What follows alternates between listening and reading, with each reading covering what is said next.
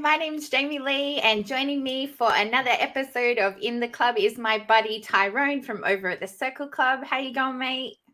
Hello, everyone. Oh man, my fucking lip. You guys wouldn't believe this, but the other day I fell, I passed out, hit my mouth, hit my nose. I mean, my nose is already fucking huge, but here we are, and my lips. I got big lips.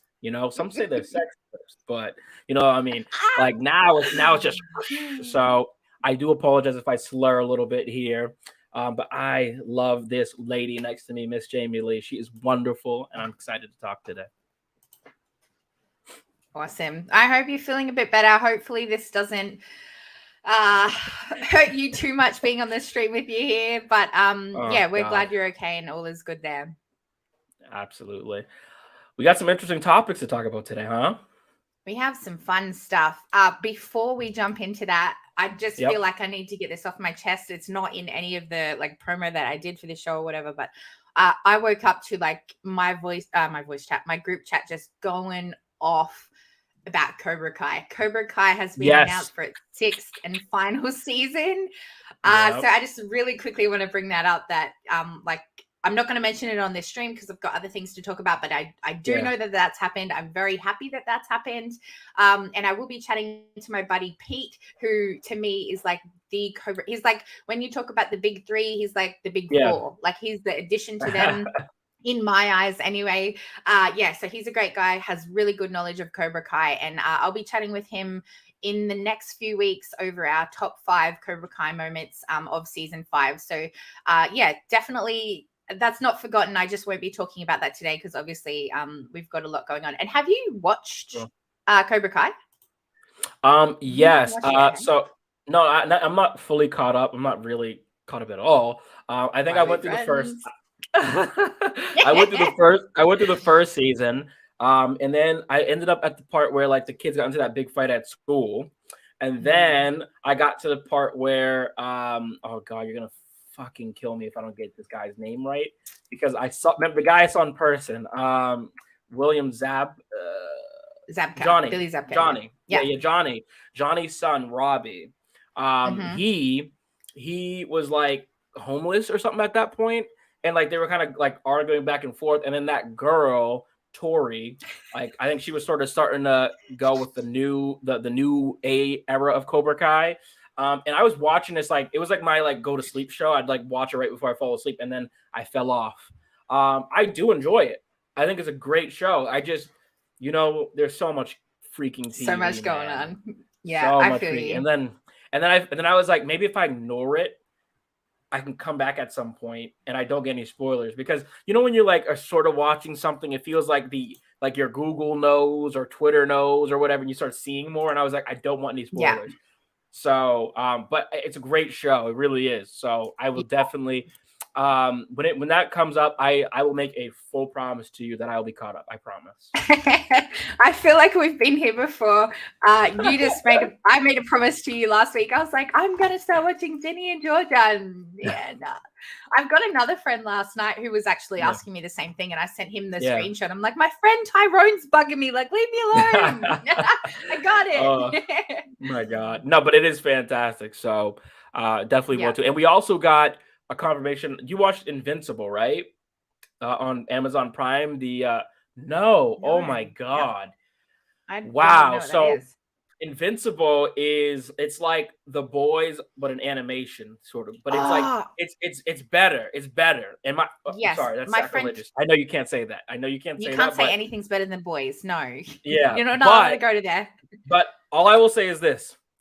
The Boys, because they're human, there are moments where you're like, okay, you cry, you feel emotionally, but because it's animation, you can do so much more, Yeah. And my friend Tyler Calvert was telling me about this. He normally jumps on my stream. I'm surprised he's not here now, but he did tell me about that a very long time ago when The Boys, the animated version of The Boys, I can't even remember what it's called now, but the animated version of The Boys was out, and he's like, you need to check out this, and I never did. So I'll definitely so it's not there's The Boys does have an animated thing, but Invincible is its own thing, and it's just thing, and it's so good. It has the cursing, the swearing, all that kind of thing that makes you go wow. It's one of those shows you watch episode 1, you're like, fuck, are you kidding me? Like, we're every episode. So yeah, so we did get we got a lot of news. There's a lot of news going on right now, and I think we are just super blessed to be where we are in the cinema world and TV. Squawking Dead said, "Oh my lordy, Invincible." Robert Kirkman, creator of the Walking Dead comic book. Oh my god! Wow, is he? He made wow. Invincible. No kidding. Now you're a fraud. Now you're a fraud in the Walking Dead world. They're gonna come for you. Yeah, that is insane. Yeah, my lips dropped, and I'm interested. Let's say that. Yeah. That's great. All right, we're going to move on from we're really getting distracted with the Cobra Kai and watch this, watch that. What we did come here to talk about is 3 topics mainly. Megan, you haven't watched that one yet, right? Have not. Probably won't. Yeah. I'll give you a little bit of a rundown. This is what happens basically. So Megan's a horror. Great typo there. This was really late last night. Megan is a horror. It's like a campy horror, really. I didn't find it scary at all. It's about Gemma, who is played by Alison Williams, who works for a toy making company. She invents a robotic doll named Megan, which I thought was really cool. That I just thought the girl's name was like, that's just her name. Do you know what I mean? Yeah. But it's actually Model 3, which is why the like E's like back the front. Model 3 generative android. So I thought that was pretty cool that, you know, like it's actually means something, not just Megan. That's cool. Same, yeah. Yeah. So she invents Megan. She becomes the guardian for her niece, Katie, who's played by Violet McGraw. She has lost her parents in a car accident, extremely sad. But Gemma decides that her prototype for Megan can assist her with caring for her niece. But of course, the friendship evolves, which is the title of the poster. And as does Megan, however you pronounce it, whatever. My review is coming for this. So let me get this straight. So little girl, parents died. Her aunt is creating this prototype called Megan, and she thinks that Megan can take care of the niece. Yeah. Take care in the sense that as a parent, you're constantly repeating yourself, and that's a factor of life. So instead of her putting in this work of repeating herself and teaching her niece, she thought, why not have a robot do it? And to me, that's just like, it's dumb. If you're not training your child, which was the whole point why I didn't want to work while I was raising my daughter. I want to raise my daughter. If you're not, and fair enough that that's not her daughter, but if you're not doing that, like that person's not going to have a relationship with you. The end. If you're not spending time with somebody, you can't have a relationship with somebody. The end. So yeah, it's just such a stupid. The concept of it is really stupid, in my opinion. But with that being said, it was a great hit. I think it cost them 12 million. Let me just get that up in case I've made a mistake. Something like that. Yeah. 12 million to make. Yeah, it's been huge. I mean, everyone's been telling me, like, I mean, full disclosure, I like thrillers.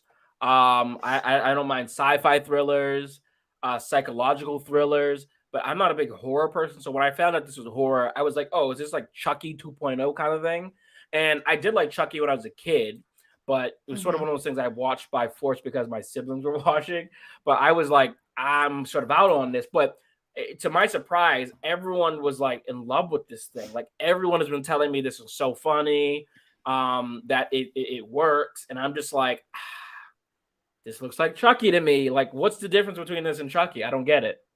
Well, I think those sorts of like doll horror movies, they really go off. As you said, there's Chucky, and then I think there's the Annabelle doll as well, which is super creepy. So the dolls seem to be very popular in the horror world, but I would really love to see the actual R-rated version of this, because they did an R-rated cut, and then they thought, oh, this is pretty close to PG. So they actually made it PG.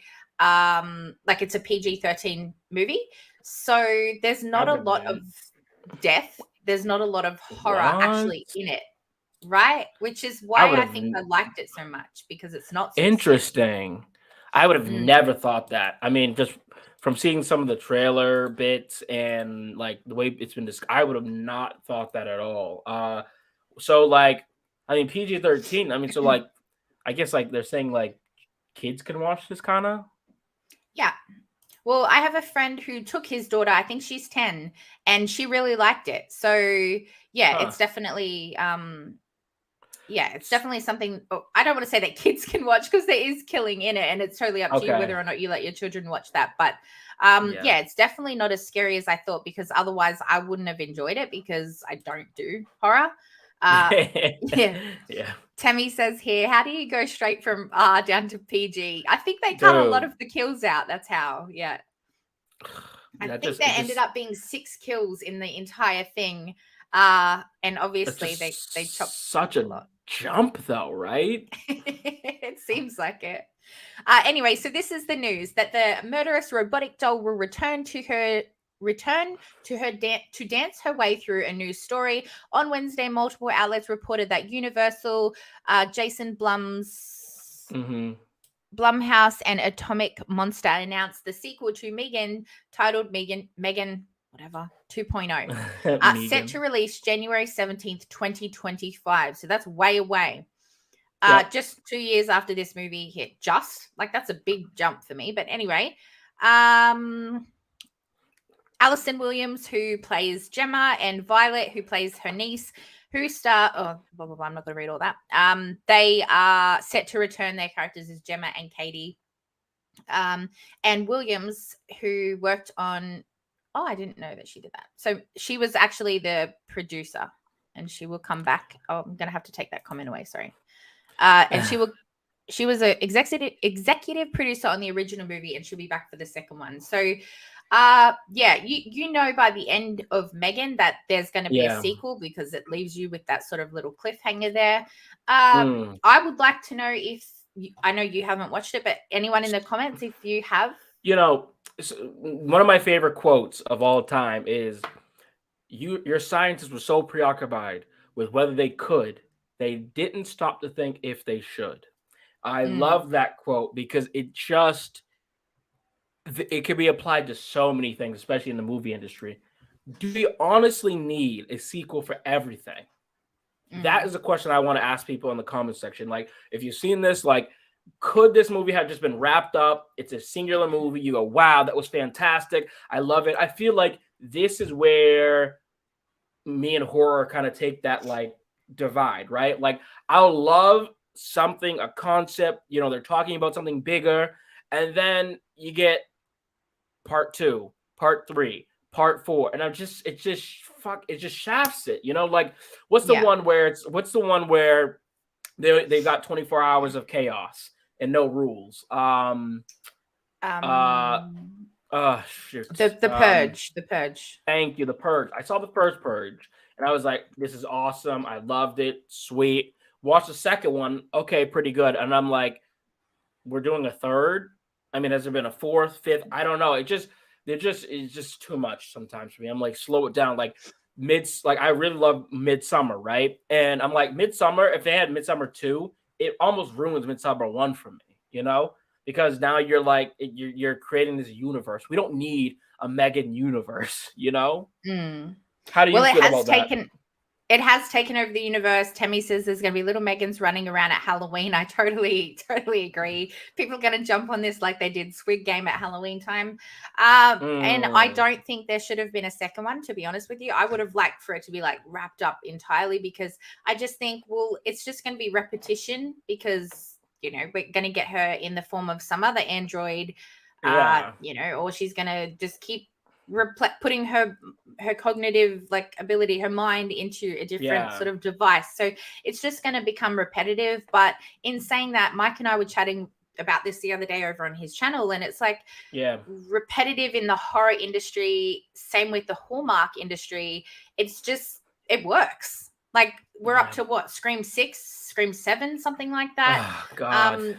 It's just the same stuff over and over, but it obviously makes them money, and it works. And Megan was the same. It cost 12 mil to make, and they made over 100 mil. So it's like, money talks, I think that I'm fine with it if you have different characters, because like, basically when you create this universe like Scream, right? It's like, oh, this guy has a mask and he chases people around, whatever. like when you have different characters and casts, it's like, oh, this guy is now terrorizing a different community or a different sort of thing. So you can say something there, you can do something different. But a lot of time it's like a carbon copy cut. And that's where I'm like, Like I think Megan, right? I haven't even seen this movie, but let's say they make Megan, but it's a parent this time.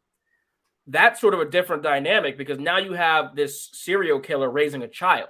That might be sort of a more interesting concept, but you're giving me Megan the child again or Megan the caretaker. Like we've seen it. So what more is there to say there? Yeah.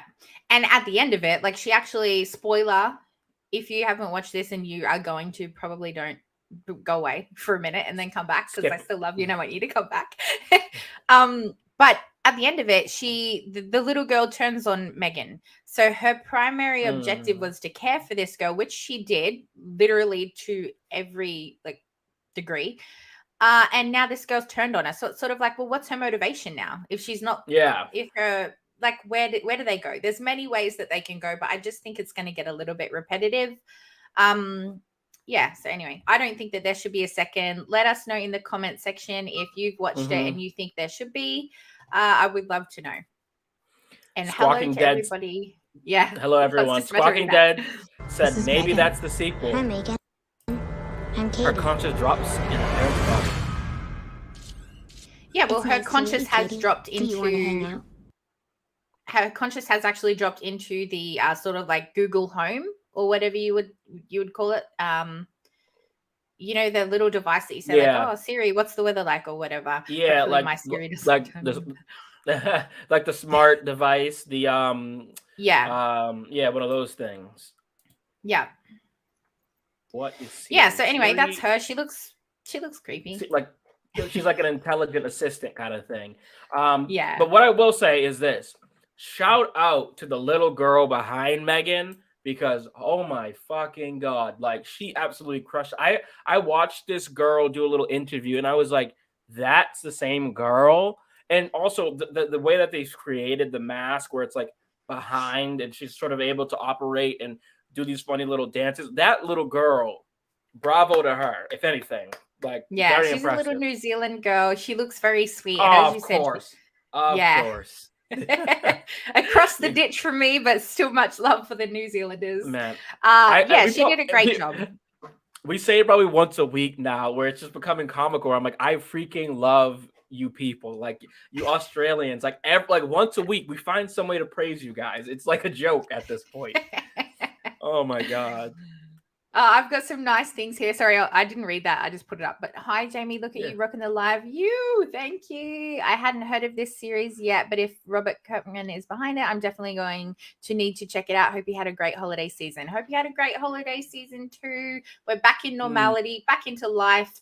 Robert Kirkman didn't make this one, but he did make Invincible, apparently, from what two people have told me in this chat. So I'm definitely going to check out that series and hopefully you do too. The dance, this is one thing. Sorry, I know I've moved on the slide. I don't want to go back because I don't want to stuff it all up. But back onto the Megan thing, that dance scene, like that's where they got this sort of PG-13, in my opinion. They thought, obviously they've put something out on TikTok. This is what I heard. They put something out on TikTok and that sort of went viral. And that's when they targeted it more towards those sort of teens or preteen even. And obviously it's worked because, that dance has gone viral and things. But the dance was so random. It was just so random. It's like... But when she did it, there was no reason as to why she danced before she just slaughtered these people. It was like, what? It's just psychotic, maybe. You know, that's what makes it sort of like horror loves those sort of psycho moments, and it definitely had influence of like Psycho and like what's the other Kubrick one where it's like he's like the wall with the kid on the bicycle. Like I saw like a lot of that sort of influence in there. What? Maybe no. I think it might just be Psycho or no, The Shining. Excuse me, that's what it's called, The Shining. Okay.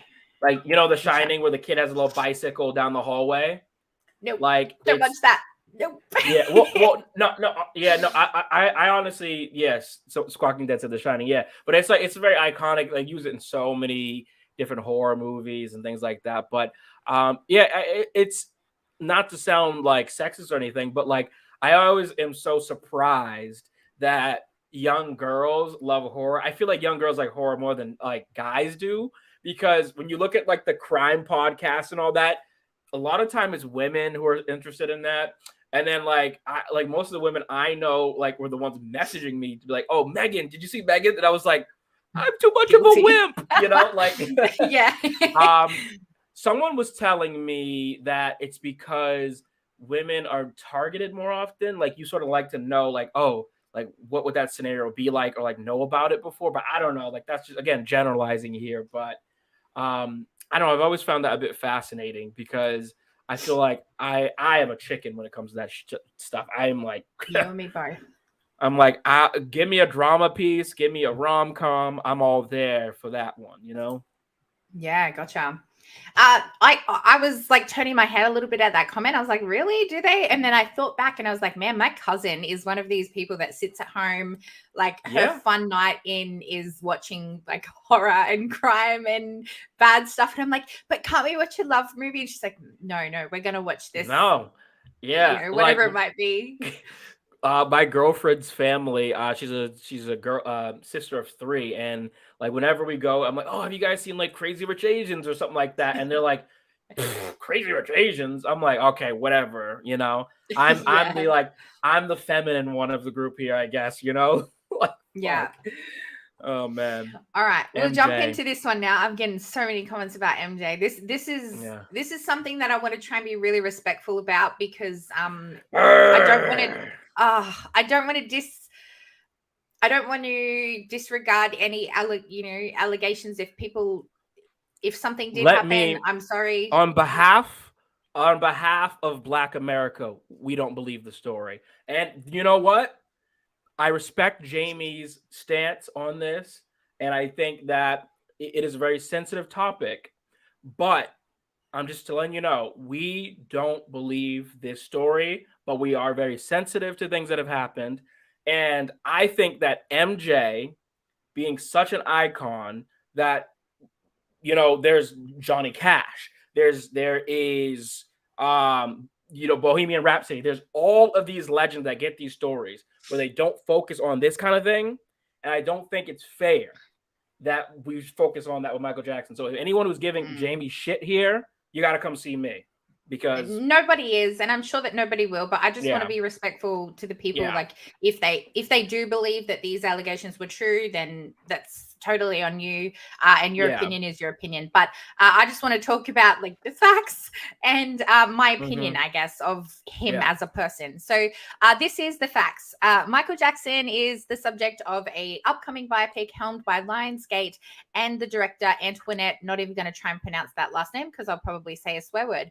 The film, titled Michael, will take on the musician's life and career and will be produced by Graham King, who did Bohemian Rhapsody, and John Branca and John McClane, who are co-executives of the Michael Jackson estate. Big tick there, according to the Hollywood Reporter.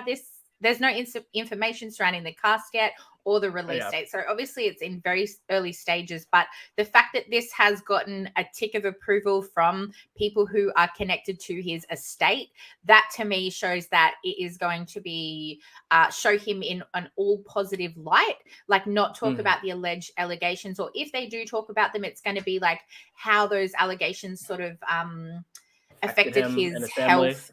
Yeah, it won't be diving into the allegations, I hope, and I think. Yeah. So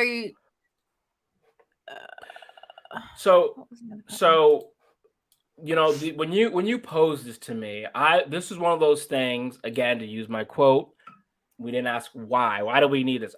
It's been what, 14 years, I believe. 14 years since the death of Michael Jackson. I am a Michael Jackson stan. Like, I love this man. Like, Michael Jackson was my world as a kid. Like, you know me as a movie guy. I was a music kid and dancing and singing all because of this man. And like, in my opinion, I almost feel like it's still too soon for this. I don't know. Am I crazy? Like, I don't know. It like, how do other people feel in the comments about that? Like, do you think it's soon, like a little soon? I personally But don't. I yeah, want all the Michael I can get. I just brought this out this morning because this is extremely odd, but it's extremely yeah, special to me. I just like lived on yes, this. And like I just remember my dad just playing guitar all the time, and it was just such a fun time, like Smooth his Criminal, music always, Bad. yeah, it always made me feel good. Do you know what I mean? Like, it Yeah, was just good songs, good music. He could dance, like he was so good at yeah, dancing. And I just feel like he was such a good guy, but he was just so, yeah, like, whatever happened in his childhood just made him so lost that he sort of never totally. really grew up, never really could. And, Yes. we can't talk. We're not in the, our privacy isn't invaded, and we're not criticized by every single thing that we do. But these poor people are, like people always say Mm-hmm. how good they have it having money and things, but there's definitely a downside to it as well. I'm just quickly going to go through these comments. Let me ask you a Sure. big question. Which music biopic do you like more, Bohemian Rhapsody or Walk the Line? Bohemian Rhapsody, Rocket Man, or Walk the Line? I've only seen Bohemian Rhapsody. What about you?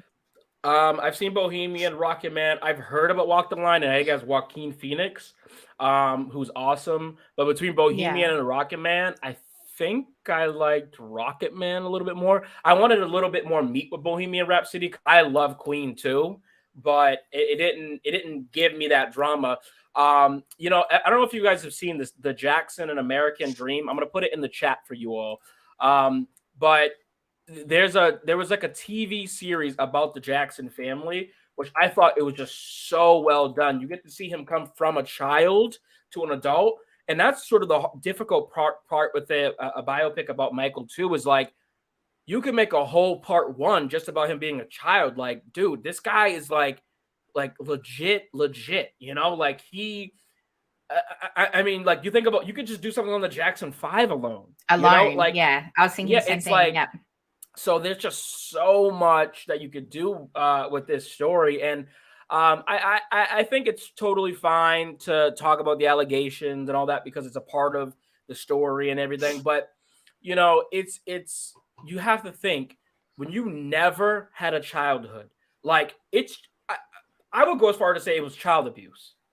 I think his fault, it was child abuse, because like to work a kid 50 hours, like there's grown adults who don't do that. And it's just Yeah. like, it's insane. It's insane. He was like 4, 5, 6, 7, 8 years old going through all this. And it was a different like music industry too. Like people doing cocaine around kids, inviting them to these sort of things. Like I love Diana Ross and some of these other people. Like they would kiss him and like sort of sexualize him as a kid. And like, there's just so much different things. And like, that he just never had a childhood, which is why he gets diagnosed by some with Peter Pan syndrome. And he has such a tragic, sad story, dude. Everyone Yeah. remembers where they were when Michael Jackson died, because it was Yeah. like, what the actual hell is going on? The media was so nasty to him, so there's so much direction you can go. I'm curious, what do you guys in the comments, and also you, Jamie, like, is there a specific part of his life that would sort of be interesting for you to see? Is it more of like him as a child, a teenage, or an adult? Which area do you think would be most interesting? Well, either way, I think it's going to be bias. I always think it's going to be positive towards him because obviously it's connected to his estate. So they're not going to let anything slide that's not going to look good for them and to tarnish his name, sort of thing. So I want to see like more of the music stuff. I really enjoy, like I literally lived off this DVD, you know what I mean? And there's like a VCR one, like a proper recorded one where we recorded it on tape. So VHS, yeah. I don't know. I enjoy the music. I want to keep it sort of focused on the music, and I would like to see sort of the earlier years, like when he was with the Jackson 5, and how we sort of got to that. But then when it starts getting into what did they call his Tomorrowland? Is that what it's called? Neverland. Where he lived. Yeah. Neverland. Yeah. I don't want to get into any of that sort of stuff. Like I don't want any of that. Just give me the music, give me how we got there, sort of thing. I got a concept for you, right? So this is a guy who, I mean, it's just fucking crazy when you think about his world. Like Elvis Presley's daughter and him had a relationship. He had a relationship with Madonna. Macaulay Culkin and him had a relationship, like a friend sort of relationship. Like, this is a man who's met the kings of England, the queen of England. Like, he's just met so many people. Like, what if we sort of got this story where like he's meeting all of these different people around his life, and like that show how that influenced his music, right? Like, I think about like the song "The Girl Is Mine." It's like, what is the story behind that song? You know, Dirty Diana, like, what, Diana Ross, did she do something dirty to him? Like, what was, you know, where is this coming from? I want to get into some of those interpersonal relationships that us, the public, don't know about. You know, maybe he was best friends with Leonardo DiCaprio at some point that we didn't know about. Like, I want to get into that kind of thing. And, you know, I think the best way to do that would be through the music, because that music is so iconic. It's one of my, what is your favorite Michael Jackson song, or a couple of your favorites? The Way You Make Me Feel, Man in the Mirror, Black and White, Smooth Criminal. Not really. That was a little bit overplayed. Oh, it's overplayed here, man. Yeah. What? Oh yeah, that's true, because you're getting the international run. That's a little different. Yeah. Yeah. I like some of those deep hits. Like, there's one called Little Lucy that please, if you guys do anything, listen to this song. It's like sort of like Bohemian Rhapsody or something. Like, it's great. Like, it doesn't sound like a pop song. And then there's the song he did when he was a kid named with Ben. Yeah, my brother's name's Ben, and she always sings it to him. So Ben's obviously one of my faves as well. Oh, love Ben. And Dirty, but like, I just like, there's so much to choose from. When the Weeknd got popular and he made Dirty Diana, I thought it was a good version. I did enjoy it, but I just sort of, and like people, what bothers me as a Michael Jackson fan, I'm like, you're telling me that you guys think this guy is equivalent of Michael Jackson because he has a great voice. He can't dance. He can't act. Yeah. You know what I'm saying? Like, Michael Jackson is just on a different stratosphere. And then like, he also has that sort of thing that Michael Jordan did, where it's like, there was no internet. So like, all you had was what you heard. And so this dude was just bigger than life. We haven't even mentioned Heal the World or We Are the World. Like, We Are the World could never happen again today, because people are so greedy and they want like, you know, oh, I want a percentage, or like, oh, I want it released on my channel and blah. Like, We Are the World is like insane. We could have the movie just be about We Are the World. Like, it's just, oh my God. I could talk all day about this guy. It's insane. I know. While you do that, I'm going to quickly, while you're fangirling over that, I'm going to run through the comments just so that I don't get lost here, because they're coming down quite a lot. So I just want to say, Angel says, MJ was a huge part of my childhood. I love how his music still resonates with people. In response to Drew's question, I haven't seen Rocket Man, but I loved Bohemian Rhapsody. Tammy from Our Busy Family Part 2 says, my boys love Michael Jackson. John Watson says, the only biopic about a music star that he remembers is Miner's Daughter from 1980 about the late Loretta Lynn. Haven't heard of that one at all. Squawking Dead says, MJ is probably literally my first child celeb, whole life on display without the internet. Exactly. Very easy to distort history. Exactly. Totally. While in Las Vegas, Our Busy Aussie Family saw the Michael Jackson. Yep, that. And it was amazing. They had his talking voice and they had his video clips on these huge screens while doing acrobats. So cool. I saw that for the Beatles. I definitely would recommend, if you guys could ever go to a Cirque du Soleil show, like, those are awesome experiences. And the Michael Jackson one, they didn't have it when I was there, but everyone told me that it was like top tier. So definitely must see. Yeah. The father basically exploited them. Yeah, alleged abuse there. It's heartbreaking to think about the scars that he had. Yeah, and again, you know, we can sit there and say, oh, they've got it so good, they've got money, which I do. I am guilty of saying that, like, oh, how can it be that bad when you've got money to do whatever you want? But at the same time, you're criticized for everything, and now, you know, like with the internet, you literally can't do anything without people watching you. So it would be very difficult. Anyway, people are saying they love his music, which is great. Yeah. My question was, who, if anybody, could pull this off? Who could be Michael Jackson? And I dug a little bit into it because I was like, I can't think of anyone. Like, legitimately, off the top of my head, I could not think of anyone that could, I don't want to say replace because that's not what they're doing, but who could portray him? And I found someone with all my digging. Never heard of this guy in my whole entire life. But when I saw him, and then secondly, when I heard him, I was like, what the actual fuck? Like, this guy can do it, right? So I don't know if you guys have ever heard of Evan Ross. I hadn't. Apparently, he's a musician married to Ashley Simpson, Jessica Simpson's sister, who also had a little music career going on. Interesting. I'll listen to this when I get it up because it's going to take a while. Evan Ross.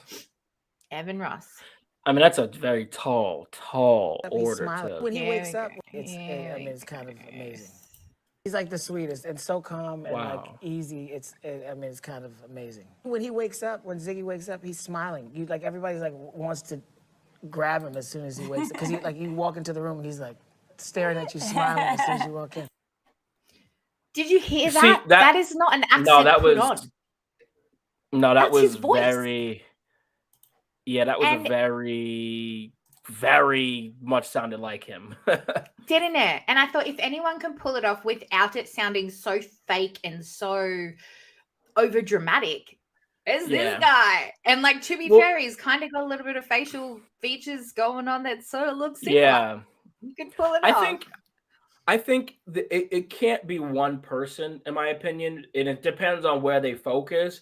Because because I think there's got to be him as a child, there's got to be him as a teenager, and he had dark skin, and then you got to go to him getting lighter skin, and then you have him as a father, right? And so you can really have 4 or 3 different actors, sort of a la Moonlight, and I don't think they all need to look alike either, as long as it tells the story. But my one requirement is I think it should be someone who does musical theater.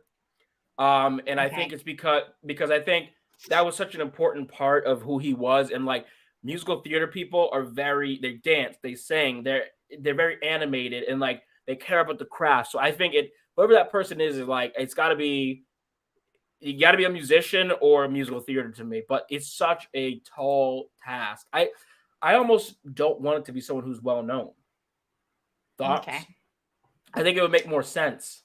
I didn't know who this guy was. So to be fair, a lot of them are going to be unknown to me because I'm not very I'm not very with it. I think this guy will work for sure. Anthony Ramos might be able to do it. Like, legit, don't even know who that is. I'd have to Google it. No, you do. He's the guy who is going to be in that new Marvel, the Marvel one that you like, I think, Echo. Oh yeah. Yep. Okay. He can really sing and dance. He kind of looks like the guy that you picked a little bit. Yeah.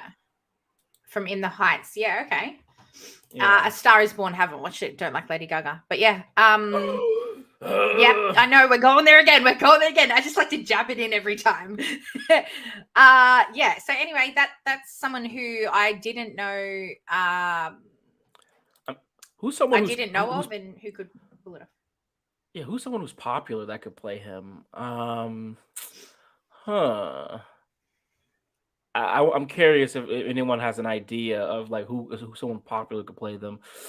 I'm looking on Reddit here. People are saying Ray Fisher, Corbin Bleu, Rome Flynn, Kelvin Harris Jr., Jordan Fisher, Lakeith Stanfield. I don't know if I buy any of those, honestly. My next question after who could play him was, who would you like to have a biopic about if you could pick anyone that you wanted?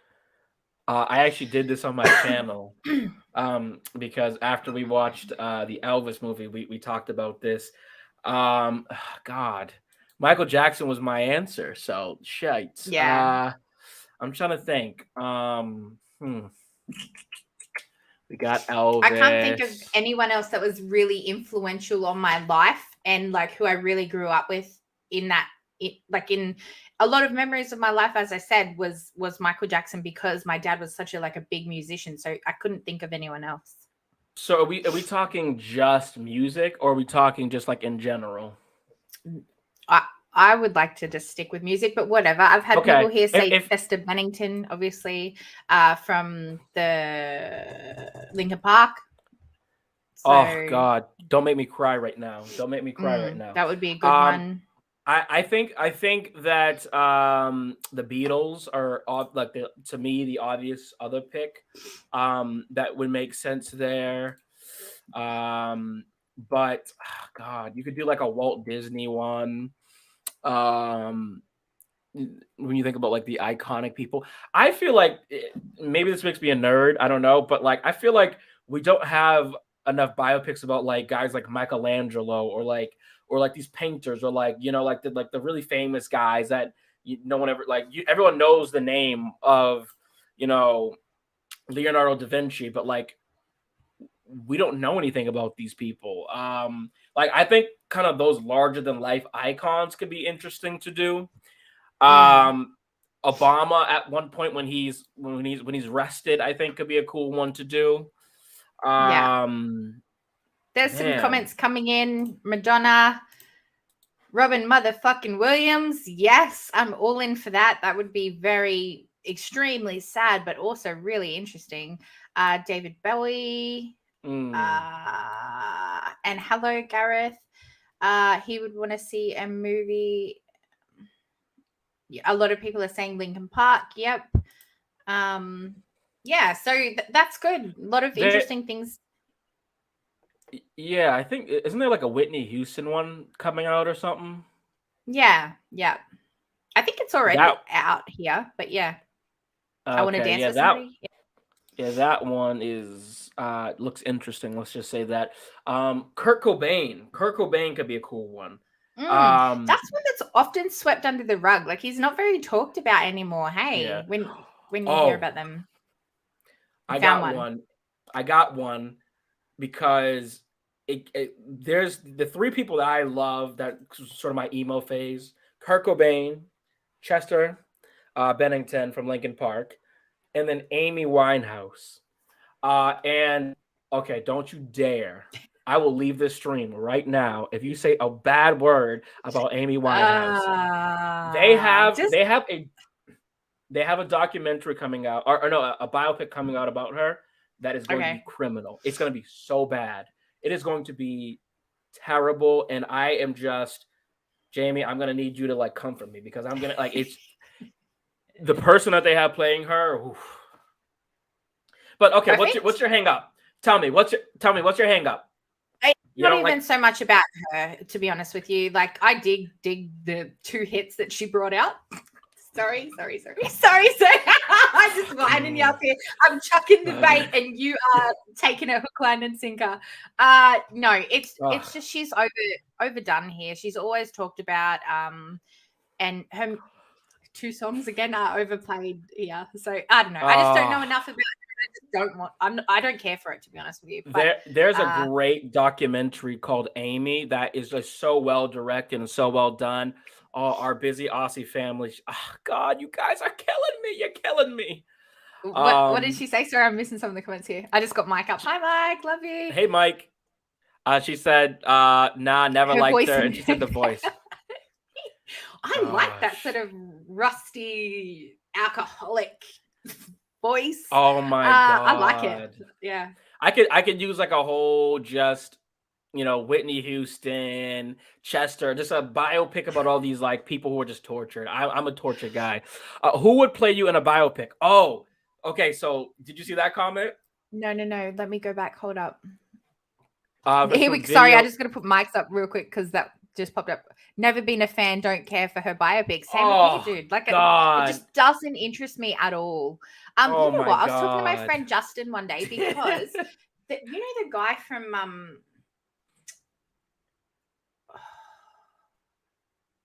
is it How I Met Your Mother? Let me Google him.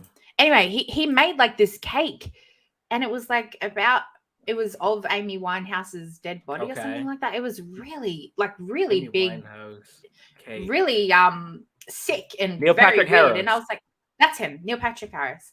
And yeah, he had a party.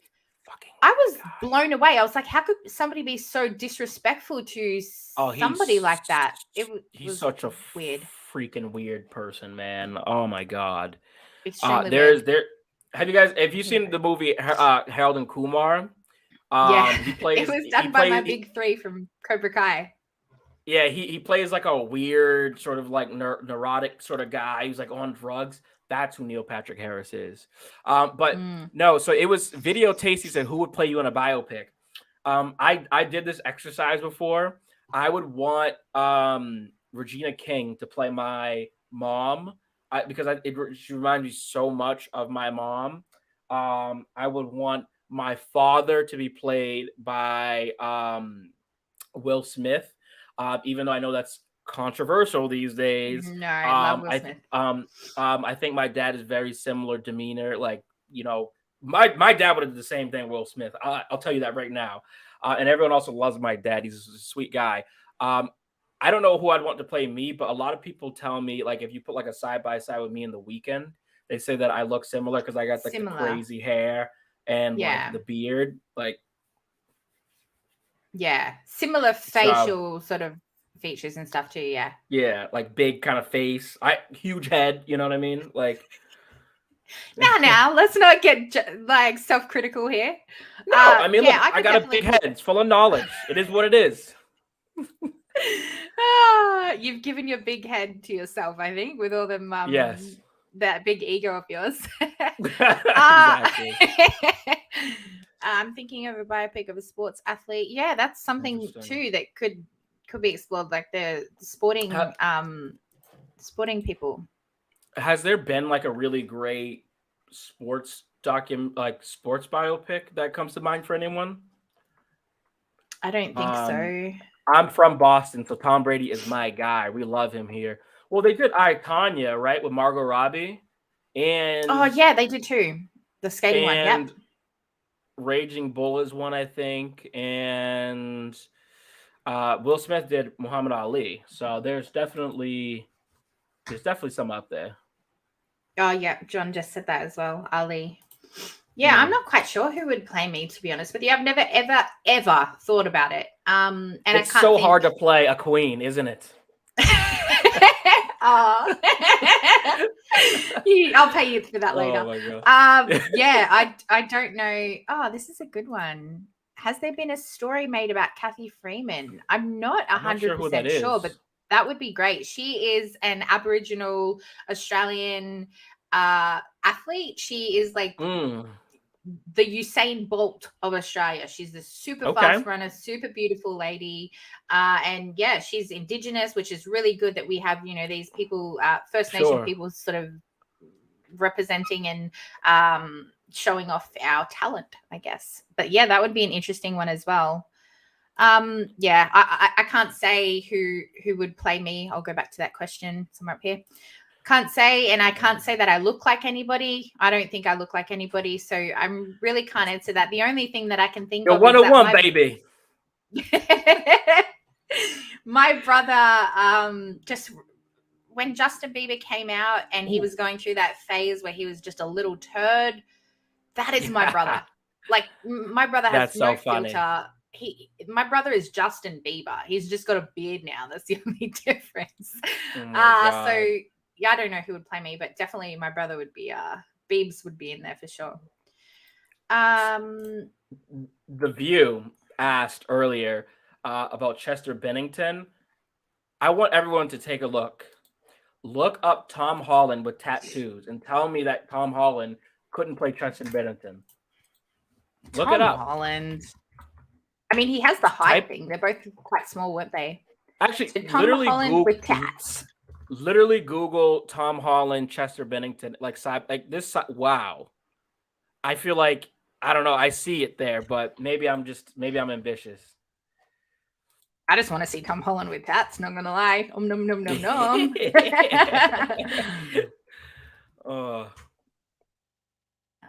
Okay, wait. Where is it? I just saw it. Oh wow. Okay. They they've got the eyes that are very, very wide. Mm-hmm. They've got the And ears that are quite, yes, the little lips. I see it. Fuck, I didn't think I could see it, and I see it.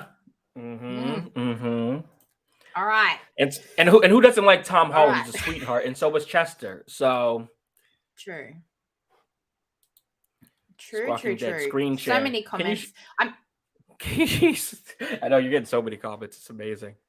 Yeah, it's really great. Thanks for interacting, guys. I'm just going to leave these up, but I'm going to move on to the next topic here. So our next big topic was James Gunn. All right. We've all been talking about him for quite a few weeks in his casting things and whatnot. People are taking this quote and just blowing up the internet with it. Yeah.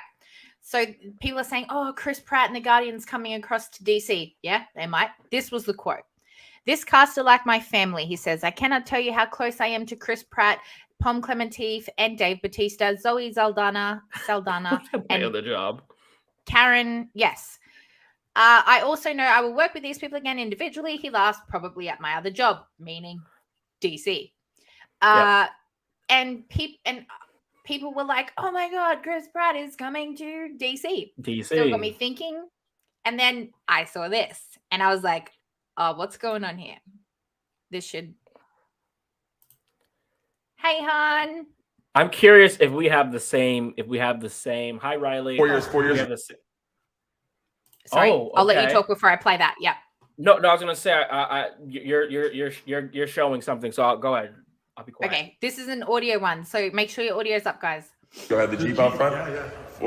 No, I don't want you. I left 4 years ago. I was screaming, wasn't I? Yeah. Screaming when I left Warner Brothers. All right, everyone's in the meeting. 4 years again. It's a mystery, baby. We got, I got some really good news. Great news with Warner Brothers. Amazing. Wish I could tell you, but here it is. Peter, I love you. James, I love you. David. Okay. Mwah. To the future. Whoa. Breaking news. I haven't seen this clip. You haven't seen it? I was like, firstly, I didn't watch the whole clip, right? So all I heard was him being like, James, I love you, to the future. And I was like, you fucking smart ass prick. I could have used the C word, but I'm polite, so I don't want to get in trouble. But you asshole, like his poor, beautiful, gorgeous, stunning, like what other nice words could I give to my good friend Henry Cavill over here, who's just been publicly like fired, let's be honest. Yeah.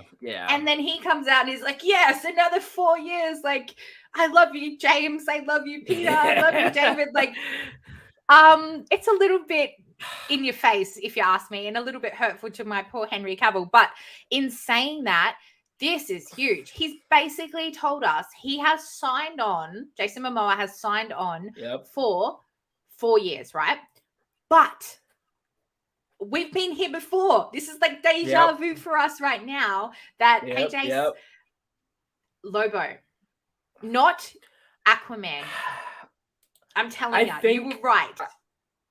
Do you want to hear it again? Do you want me to say those words one more time? I don't. It's the only time I'll ever say it. Listen, Jamie Lee, it does not bring me joy to be right. It brings me joy to be here with you talking about this topic. And all I can say is this. I know that Henry Cavill looks the part. I don't think Henry Cavill is good an actor as everyone thinks. There, I said it. I know it's not fair. I watched Mission Impossible and I didn't, what's the man from whatever it was. It just, I don't know. Maybe I ought to watch Enola Holmes, but I just haven't seen a performance. Really cheeky right now and just mute your mic. Hey, all right. I'm just messing with her because what she said earlier about Amy Winehouse. But I think what's difficult about Henry Cavill is he looks so much like Superman. He was so fucking good at playing Superman that it's like it's gonna be hard to see him as anything else, right? Bye. Thanks for stopping in. I want a popcorn machine like Tyrone. Oh AJ. man, I just think it's too difficult to put Henry Cavill in as someone else. But Jason Momoa is so freaking likable. This gets me really excited about DC. I just think DC is just man, we've got great stuff coming. I'll move forward to the pictures because honestly, I didn't know about this guy until you. I'll take this off so we can see that a bit better. That's okay. Just when you have a popcorn machine, you got to have a nice bucket. That's all I wanted to show there. Is that the Wakanda one? It is. Did you guys not get this? Yeah. Did you guys have this one? No. And you know what? With all our stuff, we did not get the bucket. No. We just get little... it was cool. It like lights up and it shows you Namor's land where he's from and stuff like that. But that is cool. No, yeah, he was okay in Mission Impossible. He doesn't really play a good bad guy in my opinion, but great superhero. Yeah, gotcha. All right, so this was that. I mean, you look at that character. I can't picture anybody else apart from Jason Momoa playing that. When you really get down to it, so. When he says 4 years and looking to the future, I don't think he's rubbing it in that he's Aquaman and all these other people have gotten fired and he's not. I think that he's signed on for something that like a different part. And I'm like good for him. I'm really excited for him. But when before I looked into this, I was like, I just thought he was being such a fucking asshole to Henry Cavill, and I was like, man, that's so insensitive, I was just getting a bit defensive. Listen, I get it, but Henry Cavill's a big boy. He's gonna get an offer from Marvel, from every studio. Like he just looks the part. And if there was any saving grace about DC, it was him. And honestly, Momoa. So it doesn't really strike me at all that he's getting this opportunity, and good for him. Yeah. So James Gunn has where is sort of teased. Quote? Yeah, he sort of teased, right? In the next one. Yeah, I don't have it on me right now. I think it was in the next slide, and I don't want to go forward. One sec. Yeah, so James Gunn, essentially, right? He was saying that he's going to bring folks over. Like you showed us that quote earlier, right? Did I already show it? I don't want to go I think back. So. Anyway, that's what it was. Along the lines of saying, they're like his family, and they'll work with him in his other job, meaning DC, obviously. And people have ran with this saying like, oh, Pratt's going to join DC and stuff like that. I'm not saying in this live stream that he is.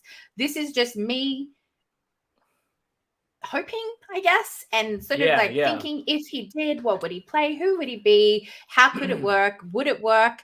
Henry Cavill is younger than Chris Pratt. So people are saying, oh, Chris Pratt is Superman. And I'm like, that ain't going to look right. He's older. So if they're going for the younger route, Chris Pratt ain't it. So who could he play? You know what I mean? And there's a few names being thrown about. Who do you guys think in the comments section? If Chris Pratt did head on over to DC, who could he play? And we know, obviously, in Marvel, things are wrapping up there with the Guardians. Will he die? Yep. We don't know. But yeah, who do you think he could play? I'm glad that you had it on here because the person that I thought made the most sense was the Green Lantern. He looks like the Green Lantern, but that comment you just made about his age is why I think it makes sense because, there's all these different lanterns, right? But you could sort of introduce him, and then I think that's when you sort of switch over to the Black Green Lantern, John Stewart, or introduce other versions. I think there can be multiple Green Lanterns in the universe. We've gotten a couple Green Lantern movies that stunk. I think, in my opinion, the best Green Lantern we've had has been John Stewart, the Black one, in the animations. He just has that grit to him, that fight.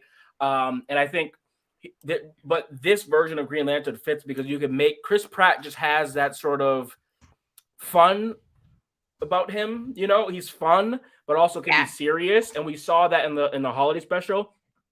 And honestly, don't be surprised if it's just him coming over in the Guardians. Like, I think there's a lot of people who were in that Marvel universe who now will probably shift on over because there's so many characters and opportunities in DC. But I think the Green Lantern is probably my first pick.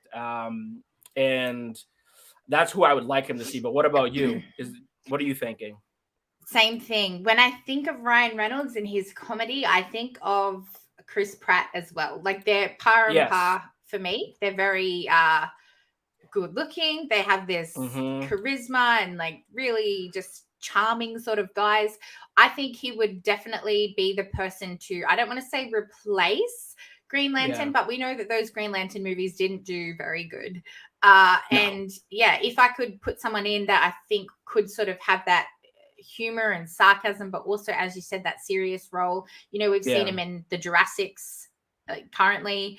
You know, he can take on them serious roles without being that sort of sarcastic, cheeky sort of guy as well. So I think that would be, you know, something. Other people are saying Booster Gold, Jonah Hex. I don't think that these characters are going to be on the forefront of James Gunn's sort of plans. Maybe, you know, maybe that's down the line. Maybe, yeah. Well, he's doing, because I think he's doing 10 years, right? So it's possible. But when you put into what you said about Chris Pratt's age, like it doesn't make sense to sort of like wait too long. And also, if people know Chris Pratt is involved with DC, they're gonna show up because he's gonna be doing Mario. He's gonna have Guardians, right? So I think you want to have that Green Lantern. And I think where they sort of screwed up with the Justice League is they didn't have Green Lantern. They did this weird thing where they had what's his name from Teen Titans, Cyborg. And I don't know about you, but my Justice League has Jon Stewart, the Black Green Lantern, or the white one. It's got Martian Manhunter. It's got Wonder Woman, Flash, Superman, Batman, and then what's her name with the not Hawk Woman, but like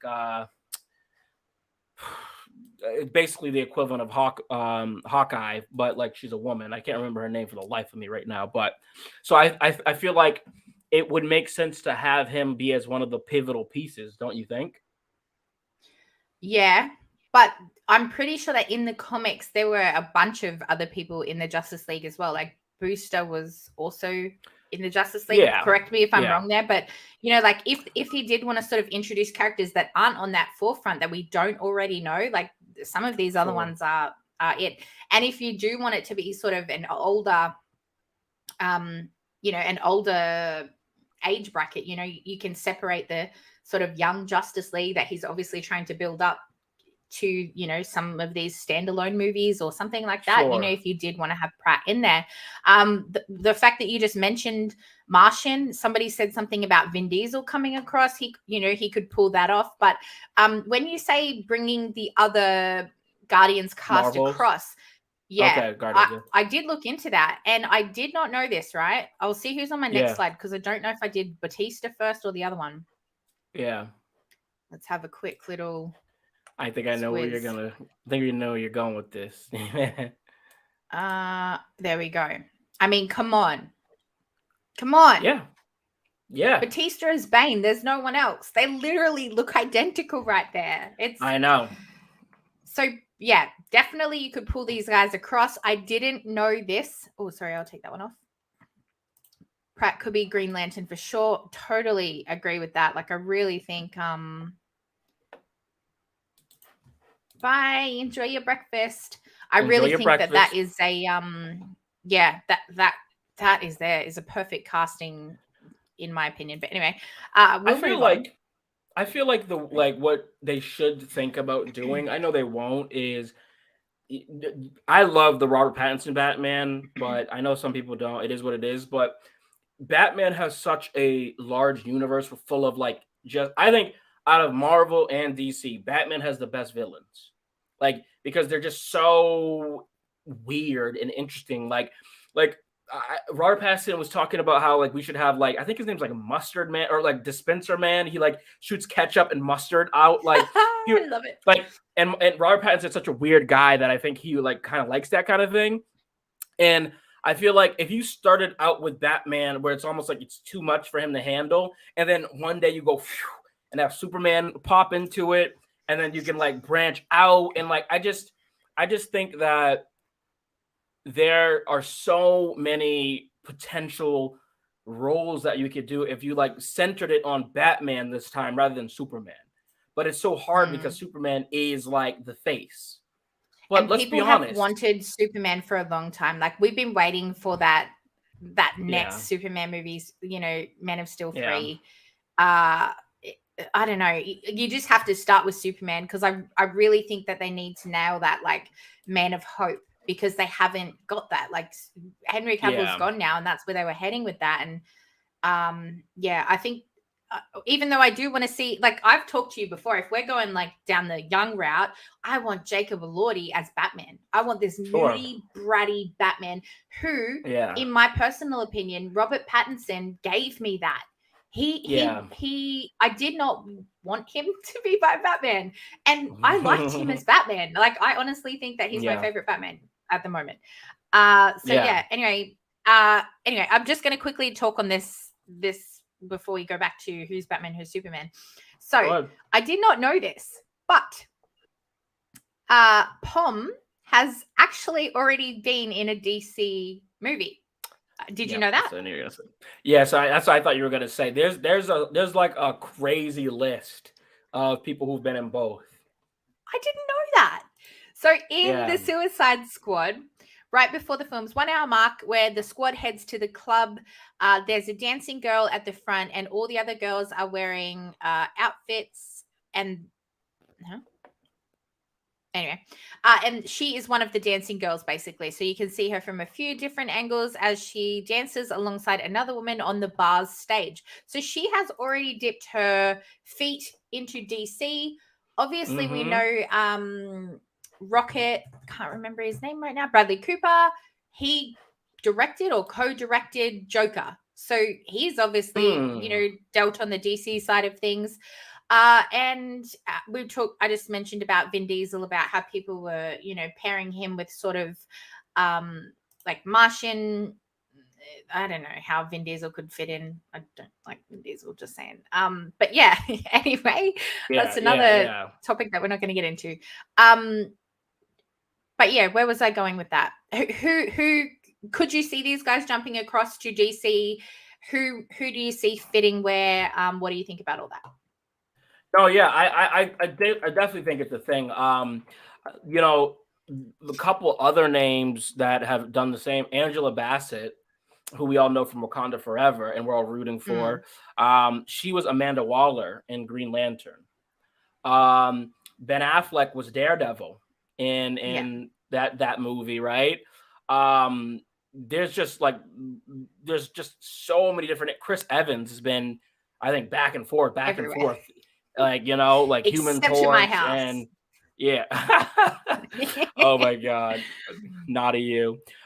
Chris Pine has been in both. Like it's Christian Bale. Like so, I just think that there's gonna be crossover, and I don't necessarily think that it's gonna be all about the story for some of these people. It's gonna be about the check. The check is gonna be so large. Like, why would you not come over to why are you not gonna come over to DC when they're throwing money at you and they're basically being like, hey, we're trying to reset this thing, and you can become the next Chadwick Boseman or Robert Downey Jr., And I think James Gunn is such a creative person, the in attention to detail, that the way he's going to do it, James Gunn is more likely to cancel the movie before like releasing it and letting it be bad, in my opinion. Yeah. Yep. All right. Sorry, I'll take that one off. A lot of love for Robert Pattinson in there. I did like this comment. I didn't really get a chance to put it up before. Which villain from the Dark Knight trilogy do you like more, Tom Hardy as Bane? I love Bane as a character. He's probably my favorite Batman villain. I know a lot of people go Joker, but I just love Bane. There's something so innocent about, or not innocent, the way that he was brought up is terrible, but I just like his backstory. Yeah, like he was sort of, I just feel really sad for him. Sort of like Homelander. I know that's bad, that I feel bad for the baddies, but I do. Always, you always do. Well, Liam Neeson. I think Bane because he's more memorable. Yeah. I just feel so because I like both. I think that Bane is definitely better. They underuse Ra Al Ghul. Jesus, I can't speak. But I think what I am interested in is I just want to see Marvel or DC just take it to somewhere we haven't seen. Like, I'm just so tired of all these movies being like the fun movie, or like, oh, we can't have a dramatic movie. Like the Batman was dramatic and it was awesome and it was great and it was a detective thing. And I'm like, you can have these movies exist within your universe too. You know, you can also have a Thor and Love and Thunder kind of movie in your universe. I'm not saying I loved it, but like that should be allowed to exist. Like, isn't that the point of comics and superheroes? Is that like that there's a story for everyone in these superheroes? And so like play with different genres. Like, I want to see a rom-com superhero movie. I want to see a horror superhero. You know, like they haven't done that. It just feels too copy paste. So yeah, rinse and repeat. I think with James Gunn at the forefront, because he took the Guardians and made it its own thing. I think I don't know. I'm just very excited to see where they go next with some of these things. Truth be told. Angel said that she liked Tom Hardy as Bane as well, but her favorite villain will obviously be their favorite villain. Sorry, will always be Heath Ledger as Joker. I mean, that was iconic. Let's be honest. But yeah, there's something about Bane as a character. Like, everybody knows about Joker, but yeah, but Bane's backstory, I really like that. The only guy that I can say that I would put my money on to touch Heath Ledger is the Irish guy, Banshee. Oh my God, he played Penguin. Colin Farrell. I was gonna say Will Ferrell, and I'm like, no, that's not it. It's Colin. I know it's a Colin. Which Colin? Yeah. I think Colin Farrell could do an amazing job because his Penguin was just amazing to me. Like, what are you talking about here? Like, he does the voice, and you're like, that dude is Irish. Are you kidding me? Oh, Mr. Freeze. That's something that hasn't been touched, which I popped that up there. A recent Mr. Freeze storyline has that would be cool. Like, again, that's a story that I would want to see compared to Joker. Like, everybody knows Joker, everybody knows Lex Luthor. That's been done, man. You know, let's get some of these characters that aren't so mainstream and let's get them on the forefront. What were you about to say about Colin Farrell there? I love him. Have you ever watched The Lobster?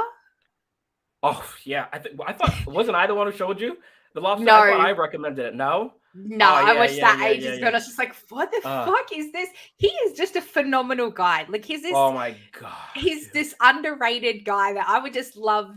He's just great. I really like him. Last year we got After Yang from him. Incredible. Banshee of Inisherin. I haven't watched that one yet. Yeah, that one was fucking amazing. Like, and then we get him playing the Penguin. If he doesn't win the Oscar, it's just jealousy, dude. I mean, because like the dude, and he's such a genuine, like, you watch these Hollywood Reporters, dude is like the kindest soul you'll ever. He's a nice dude. Hey, insane. But I also think why I'm so bullish on DC is I think that DC has sidekicks. Marvel doesn't have sidekicks. So like, if they can sort of incorporate sidekicks, then we're getting 2 for 1 in a lot of these movies. So I definitely want to see more sidekicks. Before. We've chatted about this before when we brought up the Black Adam stuff, like where they were going with the Justice Society with these younger kids of Atom Smasher, and I forget the girl's name. Was it Cyclone, something like that? Yeah. With these younger characters, that's where I thought we were going. We were sort of getting like the young Avengers, you know what I mean? Like the younger kids who could sort of be these DC underdogs. And I was so shocked when we heard the news that Henry Cavill was no longer Superman, because I was like, I thought that they were going to stick with the old guns and then we would have these fresh young faces being people like the Justice Society or like the Young Justice League, or, you know, just like a younger group, but we could still have the people who we knew as Batman, as Wonder Woman, as Superman, blah blah blah, Aquaman, etc. So yeah, it's really I was really confused because I do like the sidekicks as well. I do like the sort of younger generation who can come up and have these movies or even cameos if you don't want to make their own movies. So yeah, I was really shocked by that. As much as I love Danny DeVito and pretty much everything, he was just awful along with Arnold. Are they talking about in that Banshee movie or something? No, I think they're talking about they're talking about the worst villains. Answering the question. Sorry, I got rid of the question. That's okay. Thank you, Jason, for subscribing. I appreciate that. I'm not gonna plug my channel. Just subscribe. There we go. Sorry, Jason. But yeah, I'm not really good at talking negative on YouTube and stuff like that. That's not really my thing. But I felt like you have Cillian Murphy as Scarecrow. You got to use him way more than that. It's got to be better. Cillian Murphy is way too talented of an actor to not be used more. What are some of the comic book costumes for a hero or villain you felt would have looked silly on screen? Oof. I don't know. I'm pretty open to like everything. Like Robert Pattinson talking about Dispenser Man with like the ketchup and mustard. Like, as ridiculous as that sounds, I would love to see that. You know? Look at Polka Dot Guy in the Suicide Squad. You know what I mean? Like, how ridiculous is that? Like, totally ridiculous. Yeah. And he was like one of my favorite characters in that movie. So yes. This is not talking about ridiculous, but it's just very out there. And it's the Joker one, not Joker. The Riddler's one, and it was like a green. Oh yeah, the Riddler with the question marks and all that stuff. Yes, I went to at Movie World here, and I'm still yet to edit that video, but this encourages me to actually do it. But at Movie World, there's a Batman Legacy display, and it's a walkthrough maze that you can walk through, and it has like the Batmobile or props and costumes that they use in all of the Batman, not all of them, but in some of the Batman movies. Some of them are replicas, you know, they've just made a copy of it. But it's so cool. It's just mind-blowing to go in there and just seeing all of the Batman, you know, like I can't remember the word right now, but the Batman masks, let's say that, from you know, way back when to the most current one. Maybe not Robert Pattinson's one, because I don't think really it was out then, but it's such a cool thing. And I filmed everything because it's just this walkthrough maze, and like Mr. Freeze is in there, Scarecrow, and Hathaway's costume is Catwoman. Uma Thurman was in there. It's just such a cool experience to walk through. And when you see these Arnie's Mr. Freeze suit, I think I just said that, but like seeing the size of the actual suit that needed to fit Arnie is like, man, like it's just it's crazy to see these things up close, because you see them on screen, but seeing them in life is just like a different experience altogether. So that's probably a costume that I would think would look very silly, but when you see it, it's like, man, that's beautiful. It's so pretty. I would love to see that footage. That sounds like an awesome experience for sure. There's a character. I know we're getting close on the time here, but there's a character called Baby Doll. She's a little girl. We have never seen a grown man go against a little girl. That would be like, and I just think about, like, you know how Millie Bobby Brown got her big break with Stranger Things? Like, why not give another little girl that sort of opportunity to go like face to face with Robert Pattinson? He's done a couple movies with children. He's very good with children. And like, not Twilight. I don't know. Have you seen that baby? It's terrible. That's enough. The CGI is terrible. We will not have Twilight hate on this channel. No, only love. Yeah. No, it was ridiculous. You're right. But no, it's just like, I think that's where DC succeeds versus Marvel. Is Marvel, like, it takes itself serious, but then like it'll have some very corny cliche joke, and then like where DC, they figured out how to, like with John Cena's character Peacemaker, for example, they figured out how to like write these characters where they're like ridiculous, but it's still grounded and makes sense, you know? And I just want more of that. But I don't know. This is why I think Batman, I'm actually more of a Superman guy. This is why I think Batman should be like the main focus, because he has so many crazy villains, and like you can get some really like artistic directors to come in there and like start just having fun with it. You know, I think there just needs to be more fun, more genres, like we were saying, and like I don't know, we just don't need to have like every movie in Marvel and show at this point. Not to poo-poo on Marvel too much, but it just feels the same. It's just too much of the same. I'm just going to quickly chuck this comment up there real quick. Going to get hate for this, but Wolverine's yellow and blue suit would have looked too cartoonish on Hugh Jackman. In one of my earlier streams, I actually mentioned that. We were talking about the costumes, Mike and I think it was. And I said, I do think that we're going to see the yellow suit, but I don't think it's going to look exactly like it does in the comics. I think they will do it a little bit more modern and not make it look so cartoonish. But I do think that they're going to give fans that service, like the comic book fans that do want to see that suit.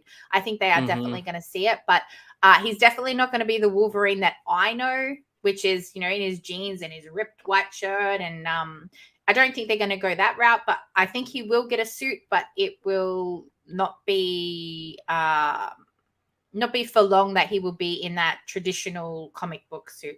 And that's all I'll say on that really quick, because I know we're going to move on real quick. Jay said Poison Ivy, Mr. Freeze, Mad Hatter, Two-Face could be interesting characters. Again, yes, Jace. Yeah. Yes. Clayface is like, good. We need Poison Ivy. Like, we need it. If we don't get Poison Ivy, I'm going to lose my mind. Poison Ivy is sexy. She's powerful. Yes. She's strong. Like, she doesn't take anyone's shit. She's about the earth. Gen Z kids love environmental stuff, right? Like plants, Poison Ivy. Yeah. Poison Ivy. I mean, look at me. I look like her husband or something, you know? Like, but like in my dreams, right? But like Poison Ivy, we need that. Mad Hatter is really weird. Even Harley Quinn, like they always have her be like the love interest. Like her and Batman have gone back and forth. Like, give them something there. I just there's a lot more that they can do. And I'm, like I said, I'm excited. And if you guys haven't seen the Harley Quinn series on HBO Max, Chef's Kiss, it's remarkable. And if you like Batman, it's right up your alley. But it's funny. It's kind of like The Boys or Invincible, like I was saying. Like it's got swearing, it's got blood, all that kind of thing. All right, I'm going to keep chopping these comments up there, but we're going to quickly move on because we need to wrap this up pretty soon. Tyrone has to go to bed because he's an old man, and I have to move on with my day because here in Australia, it's daytime. So after we chat about our DC stuff, I just wanted to talk about what we're watching. There we go. And I just left it to one at the moment. So because obviously movies come and go quite often. What's a TV series that you're watching at the moment? This is the one that you have just been nagging me day after day, night after night. Bitch, turn your TV on, put Netflix on and watch Ginny and Georgia. You're putting me on the spot here. I actually this year I haven't really watched anything new quite yet. Kaleidoscope was one. Ginny and Georgia. I just think, if you like sort of like that OG Gossip Girl thing, which by the way, the new Gossip Girl got canceled. Thank God. But Ginny and Georgia, so it feels sort of that world. Have you ever seen Gilmore Girls? No. So that little girl, Rory, is it? She's too sweet. I'm like, I can't buy this. You're just a sweetie. But there are it's set where I live in like New England. There are so many girls who are very much like that. This to me is like the opposite side of the tracks where it's like they live in sort of that world that Rory does, but like they've been through some shit. Like Georgia comes from the South. They were dirt poor and they kind of like cheated their way up, if you will. And like her daughter is sort of this like privileged girl who hasn't doesn't realize what mommy had to go through. But this season they do such a great job with the mental health stuff where it just like there's honestly moments where I could see you crying. Like it was that good. And then I'm watching One Piece right now, the anime, which is the greatest anime of all time. If you don't know about One Piece, now you know. And then the third thing now you know. Exactly. And then the third thing I'm watching is I still got to finish Kaleidoscope. But there was a movie called Decision to Leave. I'm going to put this in the chat because I really want the chat to know about this movie. There's a movie called Decision to Leave, and I'm going to give you the very, very quick premise of this movie. There is a detective is investigating a man's death in the mountains and ends up meeting and developing feeling for the dead man's mysterious wife in the course of his dog sleuthing. So essentially, he falls in love, or is like starts to fall in love with this guy who's dead, and then the wife might be a person of interest. And it's sort of a mystery. You're like trying to figure out what happens in this thing. It's very twisted. Yeah, but at the same time, there's not a lot of blood. There's not like that kind of thing. It got nominated for at Cannes for like best film of the year. And it's very mysterious and like but it's also it's a romance movie. It's a romance mystery. And like if I could recommend you all one thing, Decision to Leave. And what are you watching right now? All right. Yeah, cool. I am watching Is this going to move on to the next slide or not? The Last of Us. The Last of Us. So this was good. I want to say almost perfect opening episode for this. Haven't played the game, but you don't need to play the game in order to follow what is going on. And obviously I would have played the game if I was a PS player, but I love my Xbox too much. So yeah. Boo. I'm not making the jump there. But anyway, I really enjoyed The Last of Us. I know we're only one episode in, but it was really, really good. There was an awesome introduction to what the zombies were. Like, it's a fungi infection. And we got to see a live zombie, I guess you could say, or one in action, and then also ones that were dead. So that was also pretty cool to see the types. I wouldn't say variants because we haven't probably seen the variants that are to come, but the characters were amazing in this. Like Bella Ramsey, you've talked to me about her before because I haven't watched Game of Thrones, and you said how fantastic she was. And in this, my God, dude, like she was a little badass, and I can't wait to see more. Yo, I'm telling you, Bella Ramsey is like, she is serious. Like, I'm like, if you could watch Game of Thrones just to like get to the point where she's in it, like there is grown ass men in the room, and you're like, yo, she's the best actor in the room. Like she is just like they can't even like. There's moments where you're like, they can't even hold their own to her. She's so good. But you know, Matt on the Circle Club, he was really raving about this. I've heard other people say it was like a perfect pilot episode. You and you talking about it and stuff. Like, this makes me want to watch it now, and I didn't even think I was gonna watch it. So, if I had to choose to start Walking Dead this weekend or this, which would you tell me to watch? You know my answer to that. My love for The Walking Dead. You can't top it. Nobody, no thing can ever top it. It's more than a show to me. It's like a part of my life, you know, like every Sunday we would it came out Mondays technically, but every Monday, like it was just such a part of my life, and it's been through like so many moments in my life. Like I'm talking, you know, good moments, bad moments, like deaths, births, everything. It was always there for me. And they didn't let me down by killing off my favorite character. So my favorite character is still alive and kicking, and that was just the one thing that really would have hurt me in that show. I would have been like, fuck the dead, like don't watch that shit. Yeah. My girl Carol, but they didn't. So I would always say The Walking Dead, but not that this show is replacing it, but it's so fantastic to have a show that is like zombie apocalyptic survival and to have it weekly like I did The Walking Dead, you know, like something to look forward to every week. And fuck, after that episode, I am looking forward to the next one because it just left you on that like, wow, this is great. These characters are great. What do they do? Where do they go? It was great, man. It was really good. Yeah. Mike, I 100% agree with you.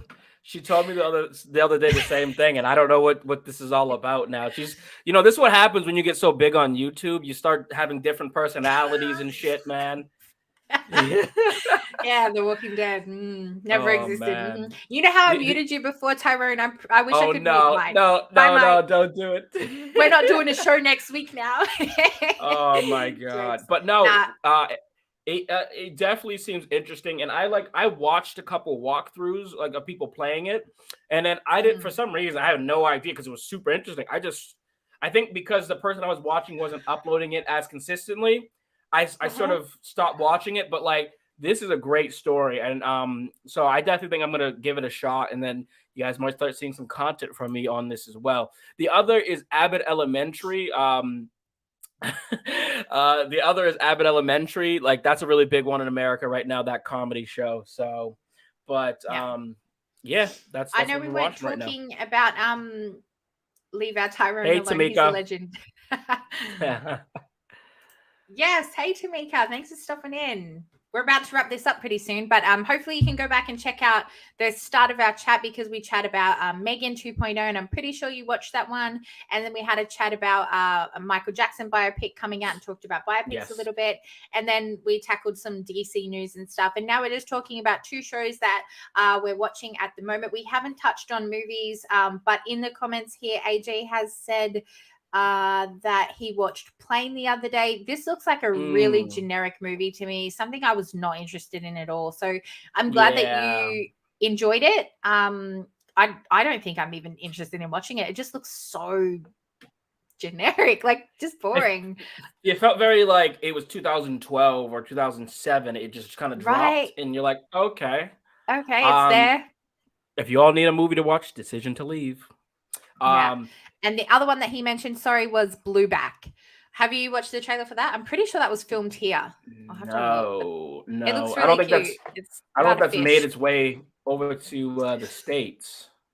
Oh, okay. Yeah, it was here. Australian drama. Oh, that's cool that you guys have got it then in the UK.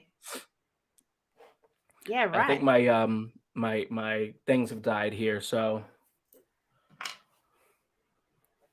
Your ears are gone? Yeah, can you hear me still? Right. I can still hear you. Yeah, we're wrapping this up anyway. The last comment before I wrap it up completely. The Last of Us was good, but after 11 years of Walking Dead, it just feels all too familiar. I could definitely see that.